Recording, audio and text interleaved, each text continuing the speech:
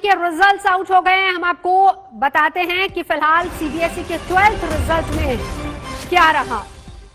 12वीं के नतीजे आ चुके हैं। अलग अलग वेबसाइट्स पर आप ये नतीजे देख भी पाएंगे। सीबीएसई ने आज रिजल्ट आउट कर दिया है। 12वीं के नतीजे घोषित कर दिए गए हैं, जिसके लिए बाकायदा ये भी बताया गया है कि कहां जाकर रिजल्ट्स देखे जा सकते हैं। लाखों छात्रों को इंतजार था और ये इंतजार खत्म हुआ है। रिजल्ट जारी हो गए हैं। बीते साल की तरह इस साल भी बोर्ड ने मेरिट लिस्ट जारी नहीं की है। रिजल्ट कैसा रहा, इसके बारे में डिटेल्स लगातार आ रही हैं।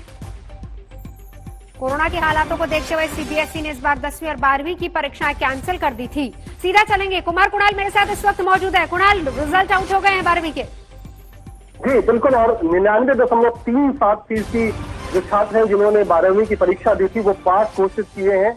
और इस बार भी जो छात्राएं हैं उन्होंने बाजी मारी है। उनका जो पास परसेंटेज रहा है वो 99.67% रहा है, जबकि लड़कों का 99.13% रिजल्ट का पास परसेंटेज रहा है। जहां तक दिल्ली की बात है, 99.84% छात्र पास हुए हैं।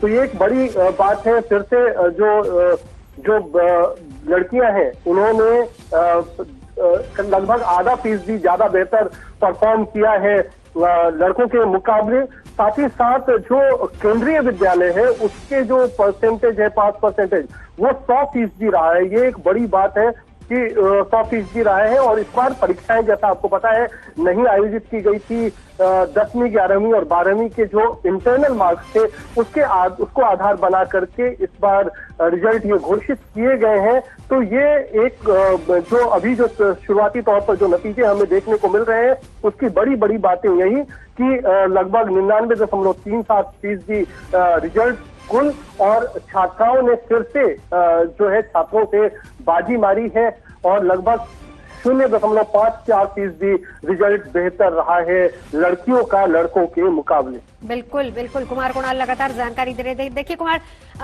31 जुलाई यानी 31 जुलाई तक कहा गया था कि रिजल्ट आ जाएंगे, लेकिन आज 30 तारीख है और ऐसे में रिजल्ट्स अब डिक्लेयर हो चुके हैं। इंटरनल असेसमेंट के आधार पर और जिस तरीके से फॉर्मूला सीबीएसई ने तैयार किया था उसी के तहत मार्किंग इस बार हुई है।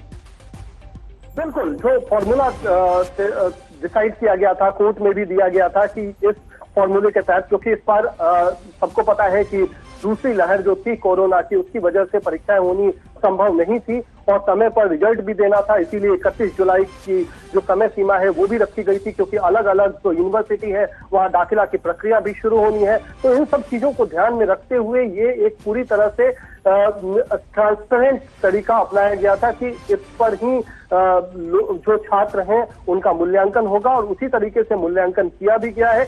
और जो ज्यादा मुश्किल थी, क्योंकि इस बार अलग अलग स्कूलों को अपने स्तर पर रिजल्ट बनाने थे, उनको फिर एक तरीके से तकनीकी तमाम चीजों को जांच करना था और 31 जुलाई तक रिजल्ट भी सामने आने थे। तो इन सब चीजों के अंदर में इसके अगर हम कंटेक्स्ट में देखें तो सीबीएसई ने निश्चित तौर पर समयबद्ध तरीके से एक बेहतर काम किया है कि 31 जुलाई तक रिजल्ट जो आना था वो 30 जुलाई को आ गया है, ताकि जो छात्रों का आगे का एडमिशन का प्रोसेस है, किसी को बाहर जाना है, विदेशों में दाखिला लेना है, कई सारी यूनिवर्सिटीज में अब दाखिला की प्रक्रिया शुरू होगी, तो उसके लिए एक बड़ी राहत की बात कि ये जो रिजल्ट है वो अब सामने है। छात्रों को अभी ऑनलाइन जाकर के लिंक दिया गया है, उस पर अपने रोल नंबर, अपने पिता का नाम और कुछ जरूरी जो चीजें हैं वो डालेंगे और उनके सामने वो रिजल्ट सामने आ जाएगा। तो बड़ी बात की इस बार छात्र फेल कम हुए हैं। सिर्फ जो 0.63% है वो छात्र उतने ही फेल हुए हैं। तो इस बार ये संभावित भी था, क्योंकि इंटरनल असेसमेंट पर था